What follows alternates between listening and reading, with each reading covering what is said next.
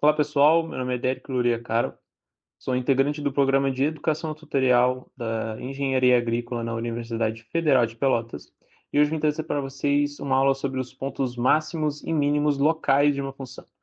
Bom, quando a gente tenta analisar o gráfico da função através de cálculos, a gente busca, através de cálculos, tentar achar os pontos de máximo e mínimo, certo? São os pontos onde a função atinge o maior valor e os pontos onde a função vai atingir o menor valor.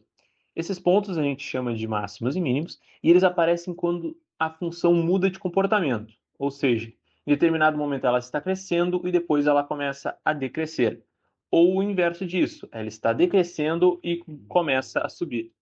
Esses pontos a gente tem como denominação serem chamados de pontos de inflexão, que é bem no lugar onde vai estar mudando a função de crescente para decrescente ou de decrescente para crescente. Bom, conceito matemático. Como eu já havia comentado antes, os máximos locais vão ser quando a função vai mudar de crescente para decrescente. Nesse caso, isso seria quando a derivada da f de x muda de sinal positivo para negativo. O mesmo se vê em mínimo local.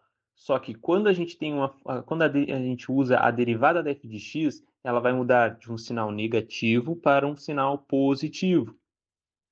Desse modo, a gente consegue observar que a função vai estar decrescendo e depois ela vai estar crescendo novamente, constando que sim, é um mínimo local. É interessante salientar que, como a gente está vendo máximos e mínimos locais, a gente está fazendo uma análise apenas da função em si.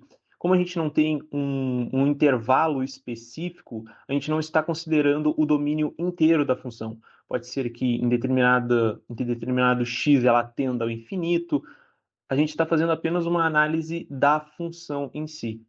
Bom, aqui nesse slide a gente tem um exemplo de como seria o comportamento de uma função. A gente consegue observar que no ponto 0,6, aproximadamente no ponto 0,6, a gente tem uma inflexão, pois a função está parando de crescer e começando a decrescer. Esse aqui é um ponto de inflexão. Ou seja, nessa análise gráfica dessa repartição dessa função aqui que a gente está vendo, esse aqui seria um ponto máximo local. Já nessa aqui, também bem próximo de 0,6, só que no eixo positivo, a gente consegue observar que a função ela está parando de decrescer e começando a crescer. Nesse caso, esse aqui seria um ponto de mínimo local, certo? Nesse segundo exemplo, eu vou trazer como a gente poderia estar realizando o cálculo para achar esses pontos de inflexão e realizar a análise gráfica deles. Bom, aqui a gente tem a função f de x, que é igual a x elevado ao quadrado, menos 4x mais 3. Bom, primeiro passo, a gente vai estar fazendo a derivada dessa função, que no caso vai ser 2x, a derivada da função de x vai ser igual a 2x menos 4, e igualaremos ela a zero, ou seja, a gente vai pegar o 2x menos 4 igual a zero, que a gente vai ter o ponto x igual a 2 como o ponto onde a derivada vai ser igual a zero. Ou seja, se a derivada é igual a zero, a gente tem um ponto de inflexão aqui. Ou seja, a gente ainda não sabe se esse ponto pode ser um ponto máximo local ou um ponto mínimo local. Daí, para achar o y, nesse caso, a gente vai pegar esse ponto x e vai substituir na função novamente. Na função lá, f de x igual a x elevado ao quadrado, menos 4x mais 3, e a gente vai obter que é no y menos 1 que ocorre esse ponto de flexão. Ou seja, temos as coordenadas x e menos 1. Bom, aqui a gente consegue, ir plotando o gráfico no GeoGebra, a gente consegue ter a análise gráfica dessa função que eu acabei de falar. A gente consegue observar que as nossas coordenadas 2 e menos 1 constam sim como o ponto de inflexão daquela função que a gente estava vendo. A gente consegue observar que ela decresce e ela está decrescendo e começa a crescer, ou seja, isso aqui seria um ponto de mínimo local.